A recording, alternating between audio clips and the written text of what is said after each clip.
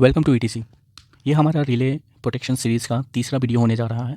इससे पहले हमने प्रीवियस वीडियो में देखा था, रिले प्रोटेक्शन में रिले माउंटिंग को समझा था और रिले माउंटिंग के किट्स को समझा था कि कैसे रिले माउंटिंग किया जाता है, क्या उसके टर्मिनल्स के साइजेस होते हैं, क्या डायमेंशंस होते हैं, किट का बेसिकली जो भी एक्सेसरीज़ है उसके पार्ट नंबर्स क्या है, पार्ट के नेम्स क्या हैं, ये सब हमने समझा था, जो आपको बहुत हेल्पफुल होगा रिले का माउंटिंग करने में। जैसे हमने जनरल पर्पस रिले का माउंटिंग देखा था, उसी तरह हमने DIN रिले के माउंटिंग्स देखे थे जो 4 पिन और 5 पिन के रिले हैं।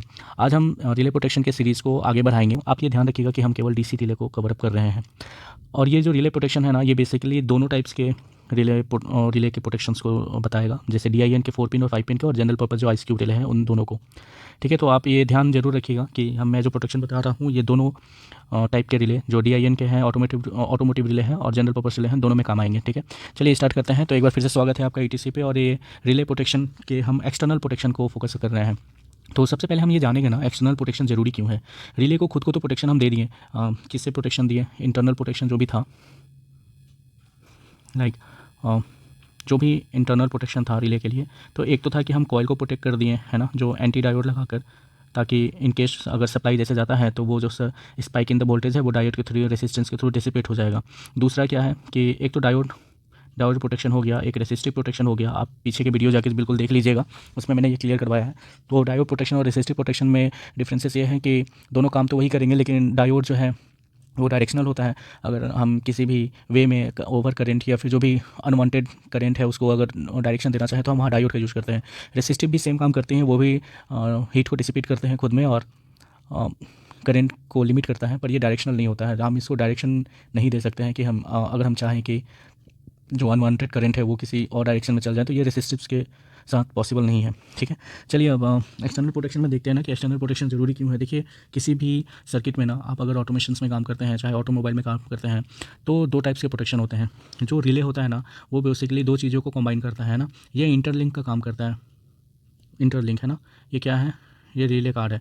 किसको इंटरलिंक करता है, एक इनपुट साइड है और एक आउटपुट साइड है। तो अगर आप किसी प्लांट में बैठे हैं तो आउटपुट साइड क्या हो सकता है, आउटपुट साइड आपके फील्ड इंस्ट्रूमेंट हो सकते हैं, है ना, फील्ड इंस्ट्रूमेंट्स लाइक ट्रांसमीटर हो गए, प्रेशर सेंसर हो गए, है ना, ये सब हो सकती हैं। और इनपुट के साइड में क्या हो सकता है, इनपुट साइड में आपके कंट्रोलर हो सकते हैं, PLC हो सकते हैं, इलेक्ट्रॉनिक कंट्रोल मॉड्यूल हो सकते हैं, है ना, इलेक्ट्रॉनिक कंट्रोल यूनिट हो सकते हैं। तो इन दोनों को प्रोटेक्शन का ज़रूरत है। इन दोनों को अगर ये इंटरलिंक कर रहे हैं तो बहुत चांसेस हैं कि खुद रिले ही कुछ ऐसा सिग्नल भेज दे, ऐसा कमांड भेज दे जो आउटपुट को हार्म कर दे, या फिर कुछ आउटपुट ही ऐसा कमांड या सिग्नल भेज दे रिले के सर्किटरीज को हार्म कर दे, है ना। क्योंकि आप तो देख सकते हैं ना कि कॉन्टेक्स्ट जो है ना, किसी भी अगर ये NO है, फ्यूचर में अगर ये NC बन रहा है तो इसके भी लिमिटेशंस हैं। ये 6 एम्पियर के होते हैं, 8 एम्पियर के होते हैं, या फिर चलिए 10 एम्पियर के हैं, लेकिन इतने तक ही ये हैंडल कर सकते हैं। लेकिन इन फ्यूचर बाई चांस किसी भी गलती की वजह से, किसी भी फॉल्ट की वजह से अगर ये 6 एम्पियर, 8 एम्पियर और 10 एम्पियर की जगह 100 एम्पियर या फिर 1000 एम्पियर आने लगे तो क्या होगा, तो रिले के कॉन्टेक्स्ट तो जल जाएंगे। और रिले अगर इंटरकनेक्ट कर रहा है इनपुट और आउटपुट को, तो अगर इनपुट साइड में कोई फॉल्ट होता है तो ये ऑब्वियसली है कि आउटपुट साइड को फॉल्ट को आउटपुट का इफेक्ट करेगा। और अगर आउटपुट साइड में फॉल्ट होता है, अगर वो 100 एम्पियर करंट भेजता है तो ऑब्वियस है कि ये इनपुट साइड को भी इफेक्ट करेगा। तो रिले बेसिकली इंटरकनेक्शन का काम करता है। तो इसके लिए एक्सटर्नल प्रोटेक्शन तो ज़रूरी है ही इंटरनल के अलावा। इसलिए एक्सटर्नल प्रोटेक्शन पे मैं ज़्यादा फोकस कर रहा हूँ, ताकि आप लोग ये समझ जाओ कि why external protection is very important, और क्यों हमें केवल रिले पे ही भरोसा नहीं करना चाहिए इसी कॉन्टेक्स्ट पे, बल्कि इसे भी एक एक्स्ट्रा सेकेंडरी प्रोटेक्शन देना चाहिए। ठीक है, तो एक्सटर्नल प्रोटेक्शन के देने के ना 3 एलिमेंट्स जो हैं वो आपके हैं फ्यूज, रेसिस्टेंस एंड डायोड। ये आपके बहुत ही कॉमन एक्सटर्नल प्रोटेक्शंस के एलिमेंट्स हैं जो अभी इंडस्ट्रीज़ में या फिर व्हीकल में यूज़ हो रहे हैं। इसके अलावा और कुछ नहीं है, क्योंकि इन एलिमेंट्स को यूज़ करने का सबसे मेन रीज़न है कि ये कॉस्ट फ्रेंडली है ना, ये बहुत सस्ते हैं, रिप्लेसेबल हैं, एस ऑफ ईजीनेस है इसमें, और एबंडेंस भी इसके बहुत ज़्यादा है, मतलब ये अवेलेबल भी है। यही मार्केट में अभी ट्रेंड चल रहा है। जहाँ तक का मेरा एक्सपीरियंस है, तो मैंने अभी तक इन्हीं 3 एलिमेंट्स को देखा हूँ जो एक्सटर्नल प्रोटेक्शन में यूज़ होता है। और अगर कोई टेक्नीशियंस ये वीडियो देख रहे हैं जो किसी इंडस्ट्री में काम कर रहे हैं, या फिर कॉलेज में कोई स्टूडेंट ये वीडियो देख रहे हैं जहाँ पे उनको ऑटोमेशन के बारे में बताया जाता है, तो वो भी यही चीज़ें फाइंड आउट करेंगे। ठीक है, तो इसमें से सबसे इंपॉर्टेंट ना, एक फ्यूज़ प्रोटेक्शन होता है। ठीक है, और सेकेंडरी पे आपका रेसिस्टेंस प्रोटेक्शन आता है और थर्ड पे आपका डायोड प्रोटेक्शन आता है। फ्यूज़ प्रोटेक्शन इसलिए ज़्यादा इंपॉर्टेंट है क्योंकि ये समझ लीजिए 99% जगह ना फ्यूज़ प्रोटेक्शन का ही यूज़ होता है, चाहे वो आउटपुट साइड हो या इनपुट साइड हो। रेसिस्टेंस का यूज़ ज़्यादा इसलिए नहीं होता है क्योंकि इसमें पावर लॉसेस ज़्यादा होते हैं। अगर डिवाइसेस कम पावर के लिए कंज्यूम करने के लिए बने हुए हैं तो रेसिस्टेंस का यूज़ वहाँ नहीं करते हैं। और डायोड का यूज़ इसलिए हम ज़्यादा नहीं करते हैं क्योंकि ये बहुत सेलेक्टिव इन नेचर होते हैं। इसको सेलेक्ट करने के लिए आपको एक स्पेसिफिक नॉलेज की ज़रूरत होना चाहिए, क्योंकि diode selection itself is a very complicated topic है ना। तो जब मैं आपको डायोड के सिलेक्शन को कवर अप करूँगा तो आपको समझ में आएगा कि how it is difficult to select diode for the specific purpose. लेकिन जैसे फ्यूज़ जो है ना, फ्यूज़ बहुत ही ईजिली आपको मार्केट में अवेलेबल हो जाएगा, उसे सेलेक्ट करना काफ़ी ईजी है, बहुत ही ईजी है। तो फ्यूज़ को हम डिटेल में समझने वाले हैं, आप लोग हमारे साथ बने रहिए। और मैं चाहूँगा कि आप पेन कॉपी लेकर बैठे और इसे नोट डाउन करें। ओके, चलिए थोड़ा डिटेल में देखते हैं ना कि फ्यूज़ प्रोटेक्शन होता क्या है। तो पहले हम फ्यूज़ को समझते हैं, फ्यूज़ क्या होता है। तो फ्यूज़ जो होता है ना, एक सेक्रीफाइसिंग एलिमेंट होता है जो सर्किट को कंप्लीट करता है।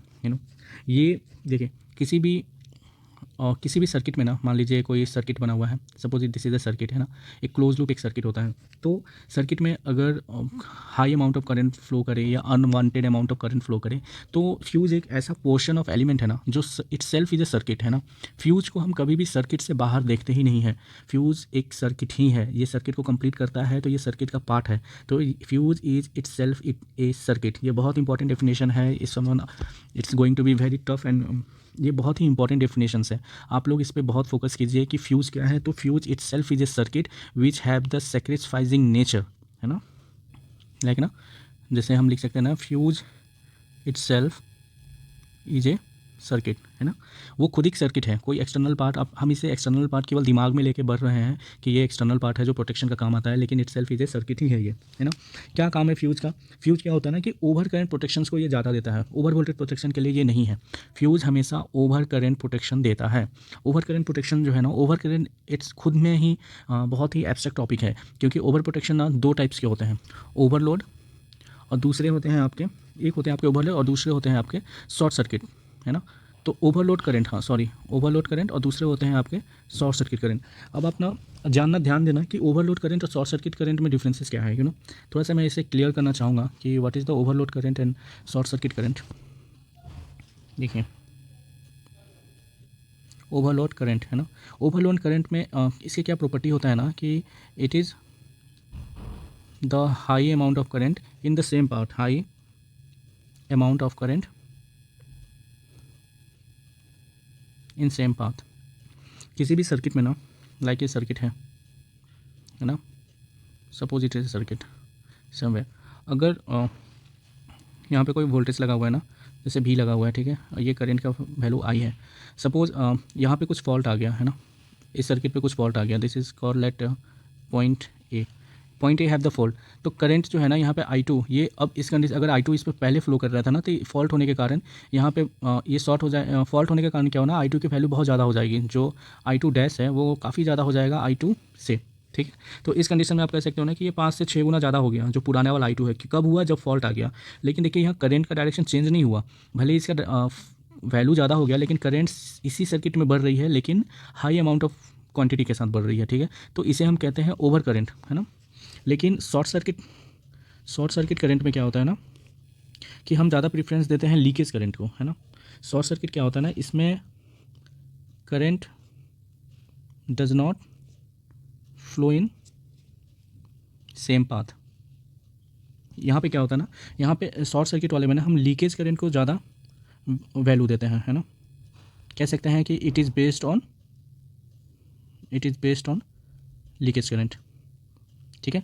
तो लीकेज करंट में क्या एक प्रॉपर्टी होता है ना कि लीकेज करंट का एक प्रॉपर्टी होता है ना कि ये जो आपके सबसे नज़दीकी पार्ट है जो ज़मीन में जाने से, वो उसको फॉलो अप करते हैं, है ना। सपोज मैं इसको मैं डिलीट कर देता हूँ। तो बेसिकली जो शॉर्ट सर्किट करंट होता है ना, वो लीकेज करंट के ऊपर बेस्ड होता है ना। तो शॉर्ट सर्किट करंट का केस में क्या होता है ना कि ये shortest part to earth follow करता है ना। ये ज़रूरी नहीं है कि, जैसे कि अभी बताया था ना, ओवरलोड में क्या होता है कि करंट के पाथ हैं वो सेम ही होते हैं, भले उनके क्वांटिटी मैग्नीट्यूड्स बढ़ जाते हैं, लेकिन वो सेम पाथ में फॉलो अप करते हैं। लेकिन short circuit shortest path follow up करता है, जो अर्थ को वो खोजता है। कहीं भी लीकेज मिलेगा ना, तो लीकेज से करंट इतना हाई हो जाएगा कि वो अर्थ के थ्रू जाएगा। और अर्थ का क्या होता है, अर्थ आपके जीरो पोटेंशियल पे होता है, तो जीरो पोटेंशियल होने के कारण ना पोटेंशियल ग्रेडियंट इतने हो जाते हैं कि वो तुरंत अमाउंट ऑफ द करंट है ना बहुत पीक पे पहुंच जाता है, एक्सपोनेंशियली इंक्रीज़ हो जाता है। तो वो है लो रेसिस्टेंस पाथ को ज़्यादा फॉलो करते हैं लीकेज। तो अगर मान लीजिए ओवरलोड में तो सेम पाथ पड़ता है, तो अगर सेम पाथ फॉलो करते हैं, अगर सेम पाथ में मान लीजिए 1 के ओम या फिर 2 मेगा ओम के भी अगर रेसिस्टेंस लगे हुए हैं, तो ऑब्वियसली उसको फॉलो नहीं करेगा, वो लो रेसिस्टेंस पाथ को ही फॉलो करेगा। तो आप हमेशा ना लो रेसिस्टेंस पाथ कभी करना, ठीक है। शॉर्ट सर्किट में मैंने बहुत बार नोटिस किया, लोग कहते हैं कि रेसिस्टेंस जीरो हो जाता है। ये कंडीशंस कभी पॉसिबल है ही नहीं। ये सुपर कंडक्टिविटी है ना, सुपर कंडक्टिविटी है, ये प्रैक्टिकल है ही नहीं। आज तक कोई मटेरियल नहीं बना जो सुपर कंडक्टिव है और जिसका रेसिस्टेंस जीरो है। लो रेसिस्टेंस वैल्यू हो सकता है 5 ओम, हो सकता है 2 ओम, हो सकता है 3 ओम हो सकता है, लेकिन जीरो कभी नहीं हो सकता है। सो नेवर से दैट कि लीकेज करंट जो है वो जीरो रेसिस्टेंस पे फॉलो अप होता है, हमेशा लो रेसिस्टेंस फॉलो होता है।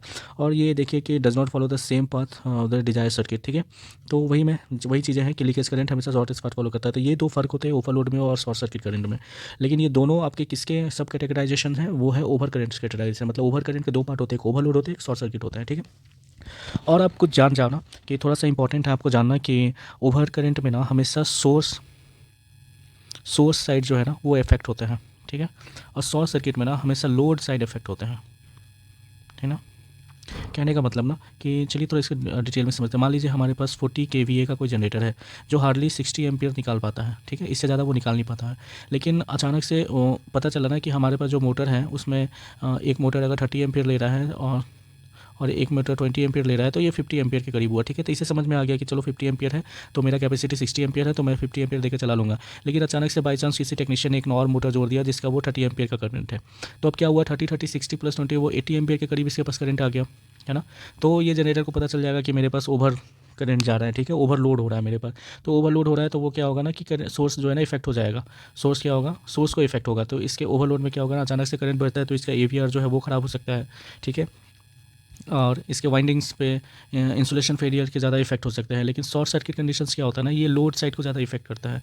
मान लीजिए कि कोई मोटर का इंसुलेशन फेल हो गया है, ठीक ना। इसका इंसुलेशन अगर फेल हो गया, आईआर फेल हो गया, इंसुलेशन रेजिस्टेंस फेल हो गया, तो ये करंट जो है ना वो इतना पीक अमाउंट ऑफ बढ़ेगा ना, इतना पीक अमाउंट ऑफ बढ़ेगा कि लाइक इन्फिनिटी के अमाउंट से बढ़ेगा। मान लीजिए अचानक से 1 लाख एम्पियर बढ़ने लगा, ठीक है। तो ये 1 लाख एम्पियर ना ये चाहेगा कि मैं शॉर्टेस्ट पास को कवर अप करके तुरंत अर्थ में चला जाऊं, है ना। तो इसके पास इतना टाइम नहीं है कि ये सोर्स साइड को भी इफेक्ट करने जाएगा। It will not move to the generator. अभी ये जनरेटर को नहीं खोजेगा, डीजल जनरेटर को नहीं खोजेगा कि यार जनरेटर किधर है, मैं उसको इफेक्ट करूँगा, उसको वो कभी इफेक्ट नहीं करेगा। वो खुद सर्किट क्रिएट कर लेगा लोड साइड में। मतलब क्या समझ लो कि अगर कोई मोटर अगर शॉर्ट है वो अर्थ के साथ ना, तो मान लीजिए ये खुद ही क्रिएट कर लेगा और सर्कुलेट करेगा लोड साइड में ही। लोड साइड में सर्कुलेट करके ना ये लोड को ज़्यादा इफेक्ट करेगा रेदर कि ये सोर्स को ज़्यादा इफेक्ट करेगा। मैं ये बिल्कुल नहीं कह रहा हूँ कि ये करंट सोर्स साइड को इफेक्ट नहीं करेगा, सोर्स साइड को इफेक्ट करेगा, लेकिन जो पॉसिबिलिटी है इफेक्ट होने का वो लोड साइड को ज़्यादा इफेक्ट है। तो ओवरलोड करंट के कंडीशन में सोर्स साइड ज़्यादा इफेक्ट होता है, लोड साइड कम इफेक्ट होते हैं। और शॉर्ट सर्किट के कंडीशंस में सोर्स साइड कम इफेक्ट होते हैं, लोड साइड ज़्यादा इफेक्ट होता है। ट्राई टू अंडरस्टैंड और इसे नोटबुक में प्लीज़ लिख लीजिए, ठीक है। चलिए अब हम समझ गए हैं कि होपफुली आपको समझ में आ गया होगा ओवर करंट प्रोटेक्शन क्या होते हैं। तो जैसे हम समझ गए ना कि ओवर करंट प्रोटेक्शन क्या होता है, जिसमें हमने over current short circuit protection के बारे में समझ गया, ठीक है। अब ये देखेंगे ना जनरल सिंबल क्या होता है आईईसी में। जैसे मैंने बताया था इंटरनेशनल इलेक्ट्रो टेक्निकल कमीशन से, जहाँ पे आईईसी में फ्यूज़ के सिंबल इस तरह होते हैं, IEEE में फ्यूज़ के सिंबल इस तरह होते हैं। और पुराने एक एनसी हुआ करते थे स्टैंडर्डाइजेशन इंस्टीट्यूट, वहाँ पे फ्यूज़ के सिंबल ऐसे होते हैं। ये इंपॉर्टेंट इसलिए हैं क्योंकि जब मैं आपको इलेक्ट्रिकल ड्राइंग समझाऊंगा तो वहाँ पे आप वेरिएबल चूज़ कर सकते हो कि आप स्टैंडर्डाइजेशन कैसे रखना चाहते हो, नेमा रखना चाहते हो, IS रखना चाहते हो, BIS रखना चाहते हो, या फिर IEEE रखना चाहते हो। तो मोस्ट इंपॉर्टेंट अभी के फॉलो में IEC और IEEE का ही फॉलो होता है। तो आपको ये ज़्यादा मिलेगा, आपको 100% अमाउंट में यही फ्यूज़ के सिंबल मिलेंगे, ठीक है ना। चलिए, और फ्यूज़ के कौन कौन से स्टैंडर्डाइजेशन इंस्टीट्यूट है, तो ये हैं बेसिकली एनसी जो पुराने हुआ करते थे, UL जो यूनाइटेड स्टेट के लिमिटेशंस के इंस्टीट्यूशन है, और IC आपके इस पैराग्राफ के अंदर आपको ये मिलेंगे जो आपके बिलो 1000 वोल्ट DC के, जो बिलो 1000 को हम लो वोल्टेज फ्यूज़ कहते हैं, इसको ये कवर अप करेंगे, ठीक है। तो होपफुली आप समझने की कोशिश कर रहे होंगे थोड़ा बहुत। जैसे जैसे आगे बढ़ेंगे हम इसे और डिटेल में समझेंगे फ्यूज़ क्या होता है। तो चलिए अब थोड़ा नेक्स्ट स्लाइड में देखते हैं क्या है। चलिए फ्यूज़ को हम थोड़ा और मोर डिटेल में देखते हैं कि ये बेसिकली कैसे काम करता है, ठीक है। तो जैसे कि मैंने अभी आपको ये क्लियर किया था कि फ्यूज़ जो हो वो सेक्रीफाइजिंग एलिमेंट होते हैं जो खुद सेक्रीफाइस हो जाते हैं, सर्किट के पार्ट होते हैं। लेकिन क्या होता है कि जब ज़्यादा करंट फ्लो करता है, लाइक वो भी एक मटेरियल है, ठीक है। तो किसी भी मटेरियल का एक सर्टेन रेसिस्टेंस वैल्यू होता है जिसे आर से रिप्रेजेंट करते हैं। तो क्या होता है ना कि जब करंट का वैल्यू ज़्यादा इंक्रीज़ होता है तो ये आर जो है ना वो आई स्क्वायर आर के फार्मूला पे जो हीट के फार्मूला होता है जूल्स लॉ के हिसाब से, उससे वो ना हीट जनरेट करते हैं। और हीट जनरेट करने के कारण क्या होता है, ये मटेरियल जो होता है ना ये ऑलमोस्ट ऐसा मटेरियल होता है जिसके मेल्टिंग पॉइंट ऑलमोस्ट वो इसके हीट जो जनरेशन होता है उसके इक्विवेलेंट होता है। ठीक है, तो जैसे ही वो ये हीट जनरेशन उसके मटेरियल के मेल्टिंग पॉइंट तक पहुंचता है ना तो वो क्या होता है कि वो ब्रेक हो जाते हैं। जो लिंक बने हुए हैं इस टाइप के, इसके एक ब्रेकिंग पॉइंट्स होते हैं। ये भी जो भी राउंड शेप होते हैं ना यहाँ पे ये ब्रेकिंग पॉइंट्स होते हैं। ये तो ब्रेक हो जाते हैं तो अगर ये इस साइड को अगर आप इनपुट कहते हो, इस साइड को अगर आउटपुट कहते हो, तो ये दोनों को आइसोलेट कर देते हैं। मान लीजिए कोई आउटपुट में भी फॉल्ट है तो वो अगर इनपुट की तरफ फ्लो कर रहा है तो ये अगर ब्रेक हो जाएगा तो इनपुट आइसोलेटेड हो जाएगा। और सेम अगर इनपुट की तरफ कोई फॉल्ट है, अगर वो आउटपुट की तरफ फ्लो कर रहा है तो वो आउटपुट आइसोलेट हो जाएगा। तो बहुत ही सिंपल है। तो बेसिकली प्रोटेक्शन करता है ओवर करंट के फॉल्ट पे। ठीक है, और इजी टू मेंटेन होता है क्योंकि फ्यूज़ क्या होता है अगर ब्लोन हो जाए तो आप उसे निकाल सकते हो। किसी कोई स्पेसिफिक नॉलेज की ज़रूरत नहीं है, वो बस प्लग एंड क्या कहते हैं प्लग एंड मॉड्यूल माउंटेड होता है। तो कोई ज़्यादा टफ भी नहीं है और लो कॉस्ट होते हैं। मार्केट में 2 रुपये से 40 रुपये के बीच में मिलते हैं और काफ़ी रिलायबल होते हैं। ये बहुत ही ओल्ड टेक्नोलॉजी है। ठीक है, इसमें कुछ ज़्यादा है नहीं। चलिए अब देखते हैं फ्यूज़ मटेरियल को थोड़ा समझने की कोशिश करते हैं कि फ्यूज़ के पार्ट क्या हैं। लेट्स चलिए थोड़ा अंडरस्टैंड करते हैं ना कि क्या क्या फ्यूज़ के पार्ट होते हैं। तो जैसा कि आप समझ सकते हो ना कि ये जो इमेज आपको दिख रहा है ना इसे हम कार्टेज फ्यूज़ कहते हैं। ठीक है, और कार्टेज फ्यूज़ कहते हैं या फिर हम इसे ग्लास फ्यूज़ भी कहते हैं। ठीक है, तो इसके ये जो 2 एंड है ना ये कैप है। ठीक है, इसे कैप कहते हैं और ये आपके ग्लास इंक्लोजर है और इसके अंदर इनर्ट गैस भी होते हैं, समटाइम्स सैंड भी होते हैं। इसके क्या पर्पस है ये मैं बताऊंगा। और ये जो आपके लाइन बने हुए हैं ना ये जो आपके हैं ये आपके फ्यूज़ लिंक है और फ्यूज़ वायर होते हैं। ठीक है, तो इसके मटेरियल के बारे में हम थोड़ा जानने की कोशिश करते हैं कि क्या मटेरियल होता है। तो फ्यूज़ का जो मटेरियल होता है ना वो basically alloy of lead and nickel some time और जिंक के होते हैं। ठीक है, तो क्या ना कि कोई क्वेश्चन भी कह सकता है ना कि सर इसे कॉपर के मटेरियल क्यों नहीं होते हैं, उसकी कंडक्टिविटी ज़्यादा होती है। तो क्योंकि फ्यूज़ मटेरियल को समझने की कोशिश करते हैं ना, फ्यूज़ मटेरियल जो होते हैं वो alloy of lead and zinc के होते हैं। निकल सम टाइम हम यूज़ करते हैं लेकिन उसके डिफरेंट पर्पसेस हैं। जब हम ब्लेड फ्यूज़ के बारे में पढ़ेंगे जब आगे के वीडियोज़ में तो हम जानेंगे कि निकल का यूज़ क्यों होता है। लेकिन फिलहाल कार्टेज फ्यूज़ में ना निकल का यूज़ इसलिए होता है कि निकल को प्रोवाइड किया जाता है एलॉय मिक्सिंग में। क्योंकि निकल जो होता है ना वो एक निकल की एक खास प्रॉपर्टी होता है ना कि वो काफ़ी ब्रिटल होता है ना। ब्रिटल मतलब होता है वो ठोस। वो ब्रिटल होने की वजह से इसके कैप जो होते हैं वो निकल एलॉय के होते हैं, लेकिन इसके जो फ्यूज़ लिंक्स होते हैं वो मैक्सिमम समटाइम ओल्ड समय में 2006 से पहले तक वो ज़्यादातर लीड और जिंक के अलाउ होते थे। लेकिन 2006 के बाद एक रेगुलेटरी बॉडी आई है जिसे ROC HS कहते हैं, जो एक यूरोपियन रेगुलेटरी बॉडी है, मतलब restriction of the hazards substances in electrical field, electronics field. ठीक है ना, तो वहाँ पे 2006 के बाद ना कि हम लोग ना उन्होंने क्या किया ना कि लीड जो है वो हैजार्डस मटेरियल है तो उस पर उन्होंने पाबंदी लगा दी कि आप दिस अमाउंट ऑफ ज़्यादा आप इसे यूज़ नहीं कर सकते हो। तो उसके बाद फिर ना हमने उसके अल्टरनेटिव खोजें। तो ज़्यादातर 2006 से पहले तो लीड एलॉय का ही यूज़ होता था, लीड जिंक एलॉय का। लेकिन 2006 के बाद से हम लोगों ने टीन की तरफ मूव कर दिया। तो अभी के जो रिसेंट के जितने भी फ्यूज़ वायर है ना वो बेसिकली टीन एलॉय के बने होते हैं। ठीक है, टीन एलॉय में समटाइम हम जिंक को मिलाते हैं ताकि ये ऑक्सीडेशंस को रोकता है, मतलब वो जंग लगने से रोकता है। और समटाइम हम निकल को प्रोवाइड करते हैं जो ब्रिटलनेस को बताता है। ठीक है, तो वो ब्लेड फ्यूज़ में ज़्यादा ब्रिटल होने की ज़रूरत है। कार्टेज फ्यूज़ तो फास्ट ब्लोइंग फ्यूज़ होते हैं, इसमें ब्रिटलनेस की ज़्यादा ज़रूरत नहीं होती है। तो समझेंगे धीरे धीरे आगे समझेंगे क्या होता है। तो property of the fuse material क्या होना चाहिए, तो पहला प्रॉपर्टी तो ये होना चाहिए कि हाईली कंडक्टिव होना चाहिए। और दूसरा प्रॉपर्टी है कि लो रेसिस्टिव इन नेचर होना चाहिए। अगर वो हाईली कंडक्टिव है तो ऑब्वियसली इसकी रेसिस्टेंस कम होना चाहिए। तो देखिए रेसिस्टेंस लो होने का भी एक रीज़न है, क्योंकि रेसिस्टेंस अगर ज़्यादा होगा ना तो आई स्क्वायर आर लॉसेज जो होती है पावर डिसिपेशन ज़्यादा होगा। तो इसमें क्या होगा ना, लोकलाइज हीट प्रोड्यूस होने का ज़्यादा चांसेस रहेगा और फ्यूज़ भी ज़्यादा ब्लोन होगा।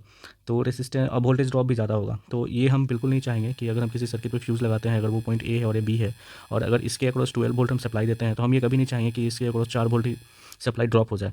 तो फिर हमें एंड में जो हमारे जो मान लीजिए यहाँ पे कुछ लोड लगा है तो इसे तो 4 वोल्ट, इसे तो फिर 12 वोल्ट माइनस 4 यानी 8 वोल्ट मिलेगा, वो हम बिल्कुल नहीं चाहेंगे। तो हम चाहेंगे कि इसके रेसिस्टेंस काफ़ी लो हो ताकि आई स्क्वायर आर या फिर IR ड्रॉप जो होते हैं ना, जो वोल्टेज ड्रॉप हुए, पावर डिसिपेशंस हुए, ये सब काफ़ी लो हो ताकि प्रॉपर जो डिज़ायर अमाउंट ऑफ करंट है ना वो फ्लो कर सके। ठीक। और तीसरा पॉइंट क्या होता है ना कि लो मेल्टिंग पॉइंट होना चाहिए। चौथा है कि लेस कोरेसिव इन नेचर होना चाहिए और पांचवा एस इन मैन्युफैक्चरिंग होना चाहिए। ठीक है, चलिए। ओके, तो थोड़ा फ्यूज़ मटेरियल के बारे में देख लेते हैं। तो जैसा कि हम जानते हैं कि हम हमेशा वीडियो में अपने स्टैंडर्डाइजेशन इंस्टीट्यूट का मेंशन करते हैं। तो आईएस इंटरनेशनल इंस्टीट्यूट के हिसाब से ना ये 9926 एनेक्चर में ना फ्यूज़ मटेरियल के डिटेल दिए हुए हैं, जिसमें फ्यूज़ लिंक का भी डिटेल दिया हुआ है, फ्यूज़ केसिंग का भी डिटेल दिया हुआ है। तो फ्यूज़ लिंक क्या होता है ना, बेसिकली फ्यूज़ लिंक जो होता है ना उसे हम फ्यूज़ वायर ही कहते हैं। तो उसके मैंने आपको प्रॉपर्टीज़ बताए थे ना कि उसके प्रॉपर्टीज़ क्या होना चाहिए, कि पहले तो हाईली कंडक्टिव होना चाहिए, लो रेसिस्टेंट इन नेचर होना चाहिए, लो मेल्टिंग पॉइंट होना चाहिए, लेस कोरेसिव इन नेचर होना चाहिए, और इजी मैन्युफैक्चरिंग होना चाहिए। मतलब अबेंडेंस में आप उसे बना सको, कोई ज़्यादा दिक्कत ना हो बनाने में। तो चलिए थोड़ा सा ना एक जानना चाहते हैं, क्या एक रेगुलेटरी बॉडीज़ है, तो 2006 से पहले क्या होता था ना कि अ, अ, कोई ऐसा मटेरियल नहीं है ना जो मेटेरियलॉजिकल एडवांस है जिनमें ये सारे प्रॉपर्टीज़ हैं। ठीक है, ऐसा कोई भी नहीं है। मतलब किसी का मेल्टिंग पॉइंट अगर कम है तो किसी की रेसिस्टिविटी ज़्यादा है, तो किसी का कंडक्टिविटी कम है तो किसी का मेल्टिंग पॉइंट ज़्यादा है। ठीक है ना, तो ऐसा कोई है नहीं मटेरियल। तो बेसिकली ना तो हमेशा फ्यूज़ वायर बनाने के लिए इसलिए हम हमेशा एलॉय का यूज़ करते हैं। तो 2006 से पहले ना तो जो भी फ्यूज़ वायर का एलॉय बनता था ना, लाइक किसी भी अगर वो जिंक एलॉय का बनेगा ना तो उसमें लेड का मिलावट किया जाता था। ठीक है, लेड जो है ना somehow is a metallurgical advance material है। इसके सब कुछ है, इसके सारे प्रॉपर्टीज़ है। ये सॉफ्ट है ना, कंडक्टिव है, लेस कोरिसिव है, लेस रेसिस्टेंस है। ठीक है ना, बस ठीक है ना, बस इसमें क्या है ना कि एक ब्रिटलनेस नहीं होती है ना। ये सॉफ्ट मटेरियल होता है, लेकिन थोड़ा सा इसको ब्रिटल बनाने के लिए ना हम इसे जिंक एलॉय के साथ मिक्स करते थे और इसे वो बनाते थे। लेकिन इसकी प्रॉब्लम ये थी ना कि ये लीड जो होता है ना वो हैजार्डस मटेरियल्स में आता है। ये डेंजरस है। क्यों डेंजरस है? इसे जब आप सांस के साथ इनहेल करते हैं ना तो ये कैंसरस होती है। ठीक है ना, ये लंग्स को बहुत इफेक्ट करती है। तो 2006 में एक रेगुलेटरी बॉडीज़ बनी थी जिसको हम ROHS कहते हैं। मतलब वो कहते हैं restrictions of hazards substances in electrical equipment, है ना। तो 2006 के बाद लीड के जो प्रोडक्शन और मैन्युफैक्चर है ना उस पर रिस्ट्रिक्शन लगा दिया गया। तो वहाँ से दोबारा एक अल्टरनेटिव हो जा गया ना कि कोई ऐसा और मटेरियल है जो लीड के सारे प्रॉपर्टीज़ या लीड एलॉय के सारे प्रॉपर्टीज़ को फुलफिल करे। तो वहाँ से एक मटेरियल मिला जिसे हम कहते हैं टीन, है ना। ये एक सिंगल बॉन्डेड मटेरियल होती है, जो सिंगल एटम मटेरियल है ना। तो सिंगल एटम होने के कारण ना ये एक एलॉय है, ये एबेंडेंस में नहीं मिलता है। ये दो तीन मटेरियल के मिक्सचर्स हैं। जब मैं बस बार के मटेरियल को समझाऊंगा ना तो आपको मैं बस बार के, कॉपर के मटेरियल और टीन के बारे में थोड़ा बताऊंगा। अभी इतना जानने की ज़रूरत नहीं है, बस इतना जान लो ना कि इसमें वो सारी क्वालिटी है जो एक फ्यूज़ लिंक के फ्यूज़ लिंक के वायर को चाहिए। पहला क्या है ना कि दूसरा कि ये थोड़ा ब्रिटल भी है। दूसरा है कि इसकी मेल्टिंग पॉइंट भी कम है। इसका melting point almost 231.9 degree Celsius के करीब है। तो अगर कोई सवाल पूछता है कि कॉपर, एल्युमिनियम और सिल्वर का क्यों यूज़ नहीं होता फिर लिंक में, तो आप ये ध्यान देना कि कॉपर का मेल्टिंग पॉइंट 1000 के करीब होता है, एल्युमिनियम का 660 होता है और सिल्वर का 961, लगभग ऑलमोस्ट ये सब ना 1000 के करीब के, 1000 सेंटीग्रेड के करीब के मतलब इसका मेल्टिंग पॉइंट है। तो इतना गर्म होने में तो बहुत अमाउंट ऑफ करंट लगेगा। तो इतना गर्म करने से पहले तो आपके सर्किट ही जल जाएंगे, वायर जल जाएंगे, आपके ECM ख़राब हो जाएंगे, PLC डैमेज हो जाएंगे। तो इसीलिए टीन जो है ना, तो आप कभी भी कभी भी आप ध्यान देना ना कि जो भी कार्टेज फ्यूज़ हैं या फिर जो भी ब्लेड फ्यूज़ है तो उसके जो फ्यूज़ लिंक्स होते हैं ना वो टीन के बने होते हैं। ठीक है, और टीन में थोड़ा बहुत हम लोग जिंक का कोटिंग करते हैं। कि जिंक क्या करता है ना, जिंक जो है ना फिनिश लेके आता है। ठीक है, ये बहुत ही ये होता है, ब्राइट मटेरियल होता है जो ऑक्सीडेशन से भी बचाता है, और ये एक ना फिनिशिंग बहुत अच्छा देता है। क्योंकि टीन जो है ना वो काफ़ी रफ सरफेस होते हैं, वो प्रॉपर फिनिशिंग नहीं होते हैं। तो जो सोल्डरिंग करते होंगे ना उनको पता होगा, या फिर मैं जब सोल्डरिंग की आपकी PCB की क्लासेस कराऊंगा ना तो सोल्डरिंग में आपको पता होगा कि दो टाइप के सोल्डरिंग होते हैं। एक होते हैं लीड सोल्डरिंग जिसमें लीड मटेरियल यूज़ करते हैं, एक होता है नॉन लीड सोल्डरिंग जिसमें लीड के मटेरियल यूज़ नहीं करते हैं। तो जिसमें नॉन लीड वाले होते हैं ना, मतलब जिसमें लीड का यूज़ किया जाता है, जो जिसमें यूज़ नहीं किया जाता ना उसके टेम्परेचर थोड़े हाई होते हैं। ठीक है, उस मतलब वो टेम्परेचर के बेरिंग कैपेसिटी उसके ज़्यादा होते हैं, मतलब 250 के करीब होते हैं। तो 250 सेंटीग्रेड में ना आपके PCB का बर्न होने का, लोकलाइज्ड बर्न, लोकल बर्न मतलब थोड़ा पूरा यूनिफॉर्मली हर जगह फैलेगा नहीं, कोई भी एक छोटा लोकल पोर्शन को लेकर वहाँ पे वो जल जाएगा। तो ऐसे चांसेस बहुत होते हैं कि ऐसे सोल्डर करते हैं, मान लीजिए सोल्डर का हम यहाँ पे आपके पॉइंट्स के जो भी ड्रॉप गिराएंगे ना तो बहुत चांसेस है कि लोकली ये बर्न हो जाए। और इसीलिए और क्या होता है ना कि वो काफ़ी रफ सरफेस होते हैं जो लीडलेस सोल्डरिंग होते हैं। और जिसमें लीड सोल्डरिंग होते हैं ना उसके मेल्टिंग पॉइंट ऑलमोस्ट 110 के करीब होते हैं, मतलब 100 डिग्री के हिसाब से मेल्टिंग पॉइंट होता है जो पानी जितना गर्म होता है। तो उसमें कोई इफेक्ट भी नहीं पड़ता है PCB पे। और लीड सोल्डरिंग जो होता है ना काफ़ी शार्प होते हैं, काफ़ी परफेक्ट होते हैं, इतने स्मूथ होते हैं। तो जो सब जब सोल्डरिंग की क्लासेस कराऊंगा तो बताऊंगा। तो लीड बहुत इंपॉर्टेंट है, मतलब मटेरियल के सारे क्वालिटी उसमें है, ब्रिटलनेस को खाली छोड़ दिया जाए क्योंकि वो सोडियम की तरह सॉफ्ट होता है। ठीक है, लेकिन बस यही है कि वो हैजार्डस है तो उसके ऊपर पाबंदी लग गया है यूरोपियन रेगुलेटरी बॉडीज़ ने। तो फिर हम लोगों ने शिफ्ट करके टीन पे आ गए। ठीक है, तो फ्यूज़ लिंक बेसिकली टीन का ही होता है, टीन मटेरियल का होता है जिसपे जिंक का कोटिंग बना हुआ रहता है। ठीक है, टीन का क्यों होता है? क्योंकि इसके मेल्टिंग पॉइंट कम होते हैं और इसमें बाकी सारे प्रॉपर्टी है। ये सॉफ्ट है, नॉन मैग्नेटिक है, फिर से लेस रेसिस्टेंस है, लेस कोरोसिव है। ठीक है, होपफुली आपको समझ में आया होगा। चलिए इसको बाद में डिटेल में देखेंगे। हमारा अभी टॉपिक रिले का है, सर्किटरी का है, तो हम मटेरियल को इतना क्यों देखें। जब मटेरियल की ज़रूरत पड़ेगा, जब बस बार को कवर करूँगा तो मटेरियल के बारे में अच्छे से बताऊँगा। ठीक है, टीन वर्सेस कॉपर। हाँ, कॉपर का यूज़ क्यों नहीं करते हैं, क्योंकि इसका मेल्टिंग पॉइंट 1000 के डिग्री सेल्सियस के करीब होता है। ठीक है, और ये copper purest form of grade जो होता है ना, वो C11000 होता है, जो इलेक्ट्रिकल फील्ड में यूज़ होता है। बेसिकली इसके बस बार बनाए जाते हैं। ठीक है, तो इस ग्रेड के कॉपर में ना 99.9 डिग्री तक ना कॉपर होता है। तो बेसिकली थोड़ा बहुत आप जान लो ना कि मटेरियल जो होता है ना, उसके क्लासिफिकेशन या फिर उसके स्पेसिफिक कैरेक्टर को देख के ना उसे ग्रेडिंग किया जाता है। कि मतलब जैसे अगर कॉपर ही होगा ना, तो कॉपर को ही 4 भागों में हम डिवाइड कर देंगे। ठीक है, उसके फिजिकल परफॉर्मेंस को देख के, उसके स्पेसिफिकेशंस को देख के, तो उसमें हम लोग डिसाइड करेंगे ना कि इस ग्रेड के कॉपर जो है ना, वो आपके ये काम के आते हैं, इस ग्रेड के कॉपर जो है आपके वो काम के आते हैं, इस ग्रेड के कॉपर आपके दूसरे काम के आते हैं। तो इन सब में फॉर्म डिफरेंसेस क्या होता है ना, कि बस इसमें थोड़े बहुत इम्प्योरिटीज़ के डिफरेंसेस होते हैं। कोई ज़्यादा प्योर है, कोई ज़्यादा इम्प्योर है, या फिर किसी के कुछ प्रॉपर्टीज़ हैं, फिजिकल प्रॉपर्टी है, स्पेसिफिक प्रॉपर्टी है, टेम्परेचर प्रॉपर्टी है, तो इस हिसाब से ना ग्रेड किया जाता है। तो इसीलिए जब भी आप मटेरियल के बारे में पढ़ो ना, चाहे आप भाल्व के बारे में पढ़ो या फिर शाफ्ट के बारे में पढ़ो, जो भी इंजन के बारे में पढ़ो, तो वहाँ पे जब भी मटेरियल की बातें होती है, ग्रेडिंग की बातें होती है। क्योंकि अगर आप सिंपली कॉपर कह दोगे तो कॉपर कुछ मैटर नहीं करता है, कॉपर की ग्रेडिंग्स भी बताना पड़ता है। तो जो हमारे बस बार होते हैं ना इलेक्ट्रिसिटी में, खासकर इलेक्ट्रिकल वर्ल्ड में, जो भी इलेक्ट्रिकल फील्ड में कॉपर यूज़ होता है, तो वो इस ग्रेडिंग के कॉपर्स में होते हैं, जिसमें 99.9% कॉपर होते हैं, ऑलमोस्ट प्योर कॉपर के यूज़ होते हैं। ठीक है, लेकिन हम कॉपर का यूज़ क्यों नहीं करते हैं, क्योंकि इसकी मेल्टिंग पॉइंट ज़्यादा होती है। इसलिए हम लोग टीन का यूज़ करते हैं, क्योंकि उसकी मेल्टिंग पॉइंट कम होती है। और बस बार में जो कॉपर होता है ना, वो ETPC प्रोसेस से बनाए जाते हैं, जिसको electrolytic top pitch copper process कहते हैं। तो इसमें क्या होता है ना कि इलेक्ट्रोलाइटिक प्रोसेस क्या होता है ना, कि एक एनोड रखा जाता है, एक कैथोड रखा जाता है। एनोड जो होता है ना, ये रॉ कॉपर होता है। ठीक है, और यहाँ पे ना एसिडिक सॉल्यूशन होता है। ठीक है, तो और ये जो कैथोड है ना, ये कोई भी एक मटेरियल है जो क्या कहते हैं, जो इस एसिड से रिएक्ट ना करे। ठीक है, सपोज लो ये इनॉर्ट मटेरियल है। ठीक है, तो क्या होता है ना कि जैसे ही आप एसिडिक सॉल्यूशन में क्या होता है ना, कि जो इलेक्ट्रॉन्स है ना, इसको छोड़ के ये कैथोड पे डिपॉजिट हो जाता है। ठीक है, उसके बाद ना एक एनोड डस्ट बन जाता है। ठीक है, तो ये जो एनोड डस्ट है ना, ये impure form of the copper है, जो आपके सेग्रीगेट हो जाते हैं। और यहाँ पे जो आपके एक साथ कॉम्बाइन होकर जो कैथोड में कॉपर बने ना, वो प्योरेस्ट फॉर्म ऑफ कॉपर होते हैं। तो वो उसी प्रोसेस से इलेक्ट्रोलाइटिक कॉपर बनता है। अब ये जो आपके कॉपर निकले हैं ना, इसको क्या करते हैं, ऑक्सीजन के साथ हम थोड़ा बहुत रिएक्शन करवा के इसे टॉप बनाते हैं। तो उसी को इलेक्ट्रोलाइटिक टॉप पिच कॉपर कहते हैं। तो बस बार के क्लासेस में इसे अच्छे से समझाया जाएगा। ठीक है, तो यही रीज़न है कि हम कॉपर का यूज़ नहीं करते हैं, सिल्वर का भी यूज़ नहीं करते हैं, एल्युमिनियम का भी यूज़ नहीं करते हैं, टीन का यूज़ करते हैं। ठीक है ना, आप ये ध्यान देना ना कि जहाँ पे फ्यूज़ में हम लो मेल्टिंग पॉइंट खोज रहे हैं ना, वहीं पे जो बल्ब होता था ना, जहाँ पे टंगस्टन का यूज़ किया जाता है, उसका मेल्टिंग पॉइंट बहुत हाई होता था। उसका melting point almost 4000 degree Celsius होता था। तो वहाँ पे क्या होता है ना, हीट का यूज़ हम क्या कर रहे हैं ना, लाइट एनर्जी के फॉर्म में यूज़ कर रहे हैं ना, लाइट एनर्जी के फॉर्म में, जिसको हम इनॉर्ट गैस में कवर अप कर देते थे। मान लीजिए हेलोजन के गैसेस में कवर करते थे ना, इनॉर्ट गैस में कर देते थे, हेलोजन के फॉर्म में कवर अप करते थे। उसमें क्या होता था ना कि इनॉर्ट गैस में कवर होने के बाद वो मोनोक्रोमेटिक लाइट निकालने लगते थे। पीला लाइट निकालेंगे, ब्लू लाइट निकालेंगे, जिसको हम हेलोजन लाइट कहते थे। ठीक है, मोनोक्रोमेटिक मतलब सेम वेवलेंथ की लाइट निकालते थे। यह ध्यान दीजिएगा, स्कूल्स में पढ़े होंगे आपने। तो मेल्टिंग पॉइंट बहुत इंपॉर्टेंट होता है इलेक्ट्रिकल फील्ड में। कोई भी मटेरियल अगर यूज़ करते हैं, चाहे एल्युमिनियम हो, कॉपर हो, चाहे वो फ्यूज़ के लिए हो, वायर के लिए हो, लग्स के लिए हो, इवन जॉइंटिंग हो, तो वहाँ भी मेल्टिंग पॉइंट को बहुत इंपॉर्टेंट दिया जाता है। तो मेल्टिंग पॉइंट बहुत ज़्यादा ज़रूरी है, क्योंकि I² लॉसेज जूल इफेक्ट की हीटिंग इफेक्ट के हिसाब से काम करता है। ठीक है, और भी बहुत कुछ है, बस बार जब आपको बताऊँगा तो बताऊँगा कि कोरिजिव क्या होते हैं, वेट कोरिजिव क्या होते हैं, ड्राई कोरिजिव क्या होता है, क्या होता है।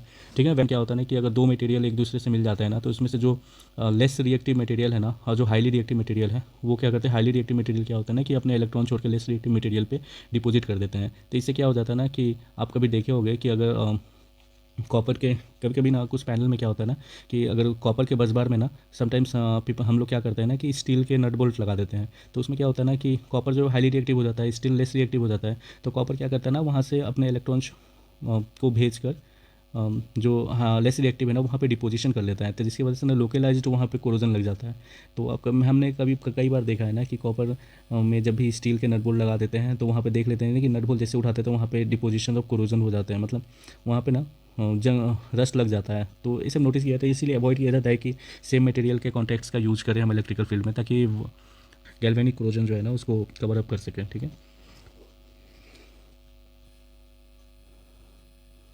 ठीक है। ये फ्यूज़ केसिंग है। फ्यूज़ केसिंग में जैसे मैंने आपको बताया था कि ये कैप होता है, कैप में निकल का यूज़ करते हैं क्योंकि ये ब्रिटलनेस को भी प्रोवाइड करता है। तो कैप की क्या क्या प्रॉपर्टी होनी चाहिए कि कैप की प्रॉपर्टी होता है कि नॉन मैग्नेटिक इन नेचर होना चाहिए, ठीक है, नॉन मैग्नेटिक इन नेचर होना चाहिए। दूसरा ये ब्रिटल होना चाहिए, ठोस होना चाहिए, फ्यूज़ की तरह सॉफ्ट नहीं होना चाहिए। तीसरा है कि इसके इन्वायरमेंट से कोई कंडीशन से ये इफ़ेक्ट नहीं होना चाहिए, मतलब लाइक लेस कोरोसिव होना चाहिए, है ना। ठीक है, तो ये हम समझ गए, ये आपका केसिंग कहलाता है। ये ग्लास है, ग्लास के अंदर ना समटाइम क्या होता है कि हम फ्यूज़ जब ब्लोन करते हैं ना तो आर्क निकलता है, आर्क मतलब चिंगारी। तो ये आर्क को ना क्विंच करना बहुत ज़रूरी होता है। तो इसलिए ना हम लोग केसिंग में कभी कभी ना वैक्यूम क्रिएट कर देते हैं, ताकि वैक्यूम क्या होता है ना, वैक्यूम आग को फैलने नहीं देता है, ठीक है। वैक्यूम क्रिएट कर देते हैं, या फिर हम इसमें सैंड भर देते हैं, या फिर हम इसमें इनर्ट गैस भर देते हैं। इनर्ट गैस बेसिकली आग को क्विंच तो नहीं करता है, लेकिन ये क्या करता है ना, आसपास के जो भी एयर है ना उसके डाई इलेक्ट्रिक स्ट्रेंथ को बढ़ा देता है। तो डाई इलेक्ट्रिक स्ट्रेंथ जैसे बढ़ता है ना, जैसे फ्यूज़ अगर तुरंत टूट रहा है ना, आप कभी भी ध्यान देना ना, चलिए इसको मैं इस तरह से नहीं समझाता हूँ आपको, मैं समझाता हूँ कि सपोज एक सर्किट है, ठीक है, ये सर्किट है, ठीक है, इसमें एक रेसिस्टेंस लगा हुआ है 2 ओम का, इसमें 8 ओम का लगा हुआ है, अगर और यहाँ पे 12 वोल्ट दिया हुआ है, ठीक है। तो सपोज अगर ये 2 ओम ना अचानक से जैसे ब्रेक हो जाता है, 1 ओम में ब्रेक हो जाता है, मान लीजिए यहाँ 8 ओम है, यहाँ एक 1 ओम है, ठीक है, और यहाँ से तुरंत ब्रेक हो गया, यहाँ पे सी बन गया और यहाँ पे डी बन गया, और फिर यहाँ पे ये सर्किट चले आए, ठीक है, 12 वोल्ट। तो अब क्या होगा ना, जैसे ही यहाँ पे ये ब्रेक हो गया ना, तो इसको VOC बोलते हैं, यहाँ पे ओपन सर्किट वोल्टेज बोलते हैं। ये वोल्टेज जो होता है ना, ये बहुत स्पाइक में आता है, ठीक है। तो इस वोल्टेज अगर 12 वोल्ट है ना, तो ये अगर यहाँ पे कहीं पे भी इंडक्टर है ना, ये इतना स्पाइक में आएगा ना कि ये वोल्टेज 12 को भी क्रॉस कर जाएगा। तो ओपन सर्किट वोल्टेज जब आता है ना, तो ये जैसे ही ब्रेक करता है ना, तो अगर इसके अंदर एयर होगा ना, तो वो क्या करेगा, स्पार्क का ना एयर, मतलब इतना ज़्यादा वोल्टेज रहता है ना कि वो एयर के भी जैसे ही टूटता है ना, तो वो एयर के भी डायरेक्टली स्ट्रेंथ को ब्रेक कर देता है। इसलिए आप फ्यूज़ को ना कभी आप ट्रांसफार्मर में अपने घर की तरफ अगर फ्यूज़ ब्लोन करते हुए सुनोगे ना, तो वो 1 किलोमीटर दूर तक आवाज़ देता है, क्योंकि जैसे ही वो ब्लो करता है ना फ्यूज़, तो यहाँ पे ओपन सर्किट वोल्टेज क्रिएट होता है, VOC, ठीक है। और ये इतना ज़्यादा होता है ना कि ये आपके एयर के डाई इलेक्ट्रिक स्ट्रेंथ को भी ब्रेक कर जाता है। तो इसलिए ना वो साउंड की स्पीड से ब्रेक करता है, तो जिसकी वजह से ना इतनी आवाज़ निकलता है। तो इनर गैस यूज़ करने का यही रीज़न है ना कि ये एयर के, अगर इनर गैस यूज़ करते हैं ना, तो इनर गैस का डाइलेक्ट्रिक स्ट्रेंथ जो होता है ना वो ज़्यादा होता है। डाइलेक्ट्रिक को हम इस तरह सिग्मा से प्रेजेंट करते थे ना, हाँ, तो इसकी वैल्यू क्या होती थी, 1 पॉइंट समथिंग 8 इंटू 10⁻16 और 32 समथिंग ऐसा होता था, आप देख लेना। तो इनर गैस इसलिए यूज़ करते हैं ना कि वो एक्सटिंग्विश तो नहीं करता है, लेकिन उसको फैलने से रोकता है, क्योंकि उससे डाइलेक्ट्रिक स्ट्रेंथ बहुत ज़्यादा होते हैं। तो ये चीज़ें हैं, तो ये ध्यान रखना। जब आगे के लेक्चर में जब मैं ब्लेड फ्यूज़ पढ़ाऊँगा तो बताऊंगा कि कैसे स्नबर सर्किट का यूज़ करता है, ताकि VOC जो जनरेट होते हैं फ्यूज़ के ब्लोन होने पे, उससे उसको बचा जा सके, ठीक है। तो अब चलिए बैक टू द लेक्चर, कि हमारा मेन टॉपिक तो रिले प्रोटेक्शन ही था। ये तो थोड़ा बहुत फ्यूज़ के बारे में आपको बता दिया, और भी डिटेल है जब मैं मटेरियल के बारे में आपको बताऊंगा। बस बार में जब कवर अप करूँगा तो सारे मटेरियल को अच्छे से डिटेल में कवर अप करूँगा, ठीक है। तो ये कार्टेज फ्यूज़ का यूज़ कैसे करते हैं, ठीक है। तो देखिए जैसे ये डायग्राम में आपको मिल रहा है ना कि ये बेसिकली एक डायग्राम है जिसमें ये रेसिस्टेंस लगा हुआ है, ये LED लगा हुआ है, ये फ्यूज़ लगा हुआ है, ठीक है। इसको मैं समझाता हूँ। आप अपने जहाँ भी आप काम करते होंगे वहाँ पे ये देखते होंगे, ये फ्यूज़ कनेक्टर होता है, इसे हम फ्यूज़ कनेक्टर कहते हैं। और इसके थ्रू ही रिले जब भी अपनी सप्लाई देता है ना, सपोज यहाँ पे अगर रिले लगा हुआ है,